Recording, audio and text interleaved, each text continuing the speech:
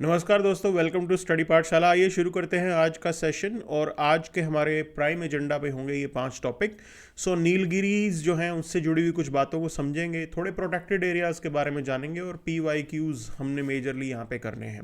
हैंटा virus, इससे जुड़ी हुई जानकारी हमें मालूम होनी चाहिए। एग्ज़ाम के लिए आप बोल सकते हैं कि इस टाइप की जो इन्फॉर्मेशन है वो बहुत ज़रूरी है। जेंडर बजटिंग को लेके देर इज़ वन एडिटोरियल, तो उसको देखा जाएगा, समझा जाएगा यहाँ पे। और आने वाले समय में अगर इंडिया का ग्रोथ रेट आप देखेंगे, उस ग्रोथ रेट के साथ साथ हमारी पावर डिमांड्स भी जो हैं वो भी बढ़ने वाली हैं। तो हम इस पावर के जो डिमांड है इसको कैसे आप एड्रेस करने वाले हैं, we will look into that. और यूक्रेन पीस टॉक्स के अंदर रशिया जो है वो कह रहा है कि ठीक है हमें करनी चाहिए, बट उनकी कुछ एक कंडीशंस हैं और क्या उसके सिनेरियोज रहेंगे, इस चीज़ को हम आज की क्लास में समझेंगे। चलिए शुरू करते हैं आज का सेशन। तो फर्स्ट जो हमें समझना है यहाँ पे, मेजर न्यूज़ फ्रंट पेज के ऊपर आप उठा के देखें तो मणिपुर के अंदर सिचुएशन थोड़ी सी बेटर हुई है। We are hopeful things will be on a right track, बिल्कुल सही होगा यहाँ पे। और दूसरी खबर जो आप समझेंगे कि भी इसराइल के ऊपर अब एलिगेशन लग रहे हैं कि उन्होंने काफ़ी कुछ नुकसान किया है, सिविलियंस को टारगेट किया है। ये सब चलता रहता है and this is what has been there on the front page. But हमारे लिए जो काम की चीज़ है that is related to Madras high court fixes a cap on tourist vehicles in Nilgiris. Okay, अब देखो ये बहुत ही एक समस्या बनती जा रही है कि टूरिज्म हम लेके आ रहे हैं बट हम इको टूरिज्म नहीं कर पा रहे हैं। आप देखेंगे टूरिस्ट जो है उसके अंदर होता क्या है कि व्हीकल्स का जो मूवमेंट है वो काफ़ी ज़्यादा होता है और उससे जो है आपकी जो नेचुरल वेजिटेशन है उसको जो है काफ़ी नुकसान पहुंचता है। तो ये हमने काफ़ी जगहों पे देखा है। अगर आप जानते हैं तो कुल्लू मनाली के अंदर जो आप रोहतांग पास वाला एरिया है वहाँ पे भी नंबर ऑफ व्हीकल्स जो है उनको रिस्ट्रिक्ट कर दिया गया है। ये मेजर चीज़ है, ये हर जगह समस्या आ रही है। नाउ हमें टूरिज्म प्रमोट करना है, ये इंपॉर्टेंट है हमारे लिए। When it comes to job creation, नौकरियां पैदा करने के लिए ये एक बहुत बढ़िया आप बोल सकते हो कि इंडस्ट्री है। और आप ये मानेंगे कि इसका कंट्रीब्यूशन भी इंडिया के GDP में अच्छा खासा होता है। काफ़ी ज़्यादा टूरिज्म का कंट्रीब्यूशन है एंड यू कैन से एम्प्लॉयमेंट जनरेशन में भी बहुत इंपॉर्टेंट है। इसको हम अंडरमाइन नहीं कर सकते but we have to promote the eco aspect of that, कि कैसे जो है आप नेचर को नुकसान पहुंचाए बिना भी तो टूरिज्म कर सकते हो। उन मेथड्स को यहाँ पे एक्सप्लोर किया जा रहा है। मद्रास हाई कोर्ट ने नंबर ऑफ टूरिस्ट व्हीकल्स जो एक दिन में वहाँ पे जा सकेंगे उसके ऊपर जो है एक तरीके से कैप लगा दी है। इससे ज़्यादा टूरिस्ट वहाँ नहीं जा पाएंगे। बट क्या ये सस्टेनेबल होगा? क्या ट्रू सेंस में इसका जो है यही आंसर है? आंसर इस पॉइंट को समझना है कि आपको एक ऐसा इंफ्रास्ट्रक्चर क्रिएट करना पड़ेगा जिसकी हेल्प से टूरिज्म भी प्रमोट हो सके और साथ साथ आप जो है नेचर को भी प्रोटेक्ट कर सको। तो जैसे आजकल चलता है कि रोपवेज बनाए जाते हैं, ये परफेक्ट एग्जांपल है कि आप ऐसे एरियाज के अंदर रोपवे जो है वो डेवलप कर सकते हो, क्योंकि उससे जो है इनकम का एक तरीके से वो सोर्स भी हो जाएगा और आप उसको क्लीन तरीके से मेंटेन भी कर सकते हैं। कोई व्हीकल ऊपर जाएगा ही नहीं, ट्रॉली जो है रोपवे के थ्रू टूरिस्ट उसमें बैठ के जाएंगे और आगे तक जो है वो अपने नेचर का मज़ा उठा पाएंगे यहाँ पे। ये एक सजेशन है जो मैं अपनी तरफ से दे रहा हूँ यहाँ पे। अब देखिए ये सवाल आपको देखना है कि which one of the following protected areas they are located in Kaveri basin. कौन से जो है कावेरी बेसिन में, ये 2020 के प्रीलिम्स का सवाल है। अब इसका डिटेल एक्सप्लेनेशन आप देखेंगे। नागरहोल नेशनल पार्क अगर आप देखें, जिसको हम राजीव गांधी नेशनल पार्क कहते हैं, मैसूर में लोकेटेड है और एक तरीके से ये वाइल्ड लाइफ सेंचुरी 1955 में एस्टेब्लिश की गई थी और बाद में 37th टाइगर रिजर्व बना ये 1999 के अंदर। और ये काबिनी रिवर जो है विच इज़ यू कैन से a tributary of Kaveri river, ये लार्जेस्ट रिवर है जो इस पार्क में आ रही है। तो एक तरीके से कावेरी बेसिन में भी पड़ गया ये नागरहोल नेशनल पार्क। और आपको ये भी याद रखना है कि कावेरी जो है, ये काबिनी जो है वो कावेरी की ट्रिब्यूटरी है।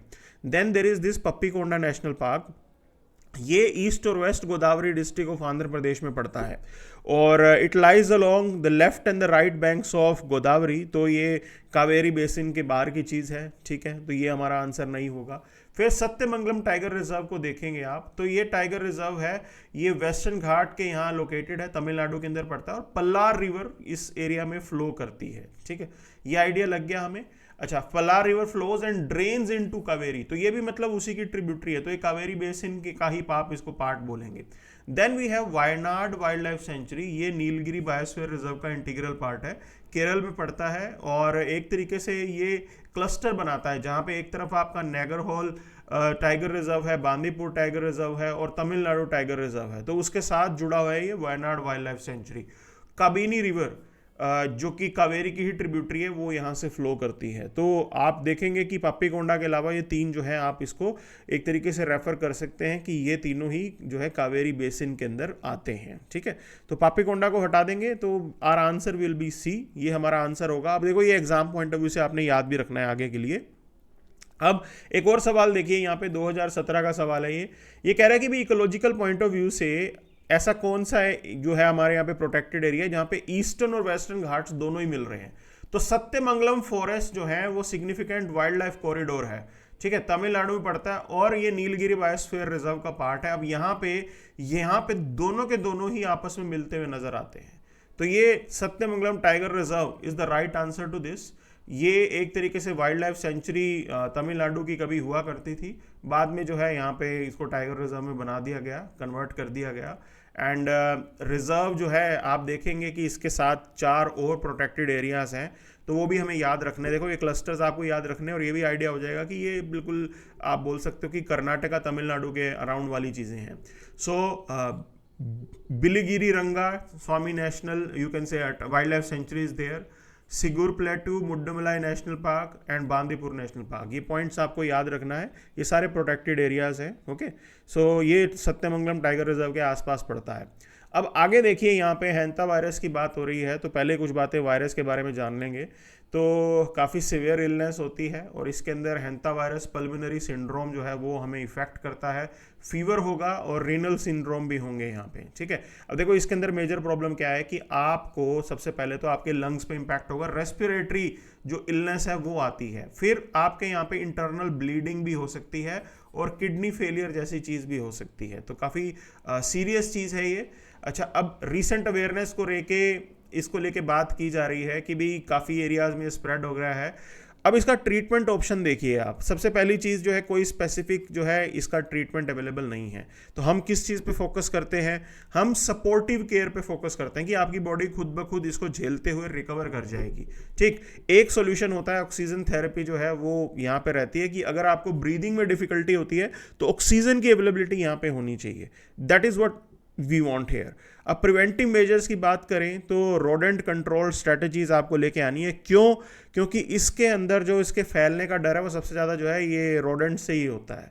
तो वो पॉइंट आपको याद रखना है। इसके जो मेजर कैरियर्स होते हैं ना हैंथा वायरस के, वो रोडेंट्स हैं, जैसे डियर माइस, वाइट फुटेड माइस, राइट मतलब रैट्स वगैरह, ये सभी हैं। तो उनको ही आपको कंट्रोल करना है, तभी आप इसको रोक सकते हो। देन कॉमन ट्रांसमिशन रूट्स की बात करें, रोडेंट से आपके खाने में आ जाएगा और वो एक तरीके से आपको नुकसान पहुंचाएगा। सो आपको चीज़ों को क्लीन रखना है, रेगुलरली साफ सफाई रखनी है। सिम्टम्स इनिशियल 1 to 8 वीक्स तक जो है इसका असर रह सकता है। फ्लू लाइक आपके सिम्टम होंगे, आपको फीवर होगा, मसल एक होगा, फटीग आप जो है फील करेंगे, और कुछ रेस्पिरेटरी फेजेस होते हैं, सांस चढ़ेगा, खांसी आएगी, चेस्ट में टाइटनेस रहेगी। तो ये नॉर्मल जो है रेस्पिरेटरी आपके यहाँ पे फेजेस हैं इसके अंदर।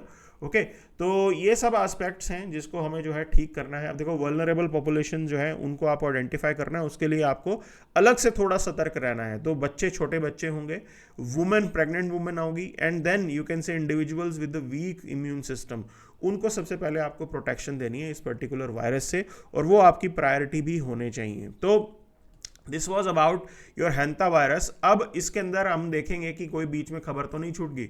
सो वी हैव कवर्ड, काफ़ी चीज़ें हमने यहाँ पे कवर कर ली हैं, तो इसमें कोई खास ऐसी चीज़ें छूटी नहीं हैं जो मिस आउट हो गई हों। Political things we are not covering, वो हम नहीं कवर करेंगे। And then ISRO undocks the SPADEX satellite in the first attempt. काफ़ी अच्छा जो है ये हमने किया है यहाँ पे काम। ओके, सो एक बढ़िया अपॉर्चुनिटी है इंडिया के लिए, मतलब we can make money out of this. ये एक बहुत बड़ा बिजनेस हो सकता है सैटेलाइट लॉन्च का। सो ये चीज़ है, बट उसके लिए आपको देखना है कि आप क्या अपने रिसोर्स को सैटेलाइट लॉन्च में ही लगाना चाहते हो या डीप स्पेस एक्सप्लोरेशन करना चाहते हो। तो हमारे पास लिमिटेड नंबर ऑफ साइंटिस्ट होंगे जो कि हमारे यहाँ काम कर रहे होंगे। तो प्रायोरिटी पे आपको लेके आइए, उनको जो है आप डीप स्पेस मिशंस पे डालिए। That is the important point here. चलिए आगे चलते हैं। जेंडर बजटिंग से जुड़ा हुआ ये एडिटोरियल, इसको देखेंगे यहाँ पे। तो एलोकेशन जो है इस साल का रहा है 4.49 lakh crore, which is a good one. 37.325% का इंक्रीज़ हुआ है यहाँ पे, बहुत बड़ा यहाँ पे इंक्रीज़ है आप बोल सकते हैं। मेजर कंट्रीब्यूटर क्या किया इन्होंने, प्रधानमंत्री गरीब कल्याण अन्न योजना को इसमें डाल दिया, ठीक है। तो वो भी हम जेंडर बजटिंग के पॉइंट से दिखा रहे हैं। तो एक तरीके से कई लोग ये क्रिटिसाइज करते हैं कि ये सिर्फ कागजों का खेल हुआ है, रियलिटी में जो है वो आपका जेंडर बजट उतना ही है। लेकिन ठीक है, there must be some improvement here. So they are saying that limited impact on marginalize women, भाई इससे आप जाते हो तो उसका इम्पैक्ट लिमिटेड होगा। पुअर रिजल्ट हैं अभी तक SC ST कम्युनिटी के अंदर जो वुमेन हैं उनके राइट्स को एड्रेस करने के लिए। Then there is this under utilization of fund, ये भी एक समस्या है। तो वाइड स्प्रेड रिपोर्ट है फंड्स की, और अंडर यूटिलाइज चल रहा है आपका, बहुत सारे ब्यूरोक्रेटिक हर्डल्स होते हैं यहाँ पे।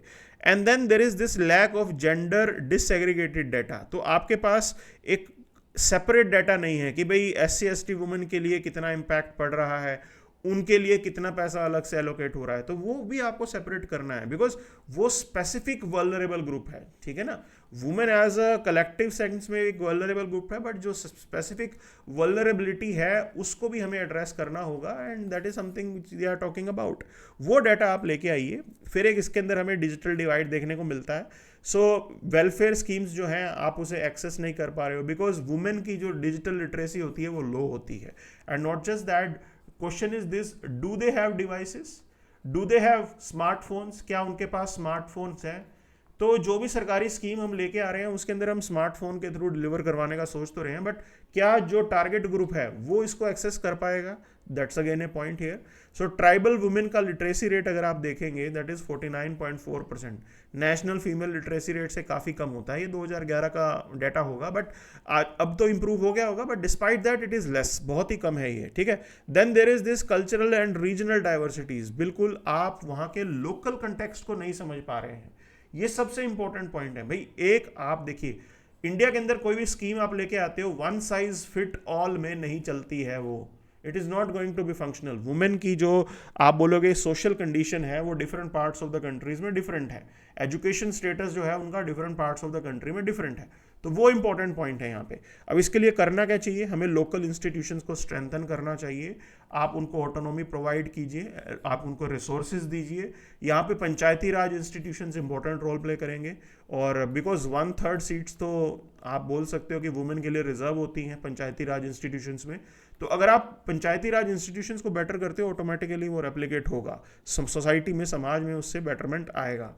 अब बिहार जैसे स्टेट्स हैं, इन्होंने तो 50% सीट्स जो हैं रिजर्व कर रखी है वुमेन के लिए, तो we can talk about something like these things, okay. इस टाइप की चीज़ आप कर सकते हो। फिर आपको कम्युनिटी लेड अप्रोच लेके आनी है, आपको वुमेन को ही इन्वॉल्व करना पड़ेगा स्कीम की प्लानिंग, मॉनिटरिंग, इम्प्लीमेंटेशन के अंदर, उससे आपको बेटर रिजल्ट आएंगे। हमें पता है कि केरल के अंदर जैसे कुटुम्बश्री मिशन इन्होंने लॉन्च किया है, कुटुम्बश्री एक बहुत बड़ा सेल्फ हेल्प ग्रुप है आज की डेट में, तो वैसी चीज़ें आपको different parts of the countries में लेके आनी पड़ेंगी। केरला मॉडल बहुत अच्छा है, और वहाँ पे जेंडर की जो आप बोल सकते हो कि जो पैरामीटर्स आप डेवलपमेंट के देखते हैं उसमें बहुत बेटर परफॉर्म करता है Kerala as compare to rest of the country.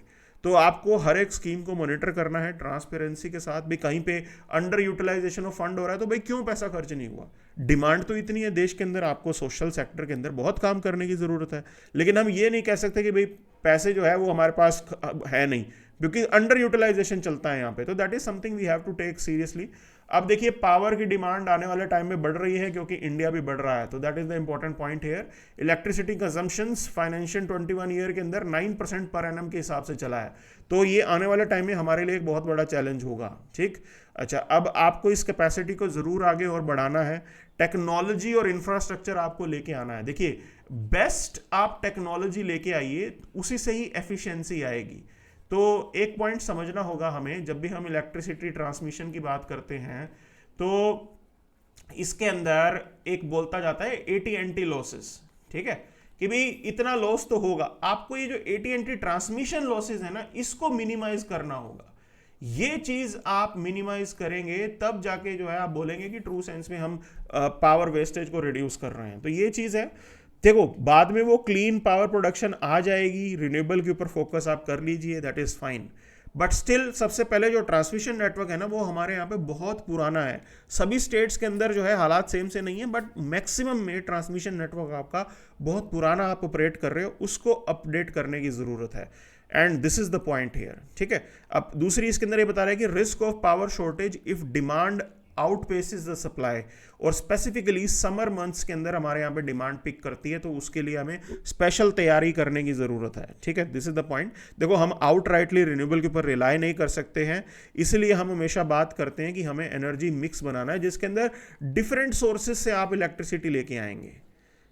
Different sources होने चाहिए, आप एक सोर्स के ऊपर रिलाई मत कीजिए, आपको मल्टीपल सोर्सेज के थ्रू जो है इलेक्ट्रिसिटी लेके आनी है। कॉस्ट सेविंग आपको यहाँ पे करनी है, ठीक है। तो पोटेंशियल सेविंग का हमारे यहाँ पे ऑप्शन है कि हम 42,000 करोड़ तक की इलेक्ट्रिसिटी जो है वो बचा सकते हैं अगर हम एफिशिएंसी लेके आते हैं। और जॉब क्रिएशन की भी अपॉर्चुनिटी बहुत अच्छी है, आप एयर पोल्यूटेंट्स को कम कर देंगे। ये सब होगा जब हम रिन्यूएबल के ऊपर फोकस करते हैं, लेकिन उसको आप अच्छे सेंस में यूज कर पाएंगे जब आपका ट्रांसमिशन नेटवर्क बहुत अच्छा होगा। अब यहाँ पे एक और पॉइंट इसके अंदर बोला जाता है कि आपको सभी स्टेट्स को साथ लेना है। कुछ स्टेट्स आपके इंडिया के अंदर पावर सरप्लस चलते हैं, ठीक, हरियाणा जैसा है, हरियाणा इज पावर सरप्लस। अब उसके अलावा आपको बाकी स्टेट्स को भी लेके आना है यहाँ पे, engage states like Orissa, Madhya Pradesh, Bihar, Punjab, Kerala, सबको आप साथ लीजिए, सभी स्टेट्स पावर सरप्लस होने चाहिए। That should be the model, वो आपका तरीका है यहाँ पे काम करने का, ठीक है। सो ये आइडिया है। And then you need to facilitate the storage capacity. 280 gigawatt of battery storage systems जो हैं, ये अगर हम कर पाए तो it will be a remarkable thing, बहुत बड़ी चीज़ हो जाएगी यहाँ पे, ओके। सो ये बड़ी चीज़ है, ठीक है। Then 100 gigawatt of pumped hydro storage for grid integration, that is something that we have to look for, वो भी करना है। इन सब के अलावा इंफ्रास्ट्रक्चर की जब बात करें तो आपको स्मार्ट ग्रिड आपको लेके आना है, आपको स्मार्ट मीटरिंग लेके आनी है, lot of things are to be done. ये सब आप कीजिए, then only we will be able to address the demand for power that we are going to have. और देश आगे बढ़ेगा तो पावर की डिमांड तो बढ़ेगी, ये बात भी हमें समझनी है यहाँ पे, ठीक। तो इससे आप रह नहीं सकते, ये तो एक तरीके से आप बोलेंगे कि नेचुरल फ्लो इस तरीके का है, ठीक है ना। सो this is how the things work. ये है मतलब कि कहीं किसी भी कंट्री की जब डेवलपमेंट होती है तो पावर की डिमांड बढ़ेगी ही बढ़ेगी।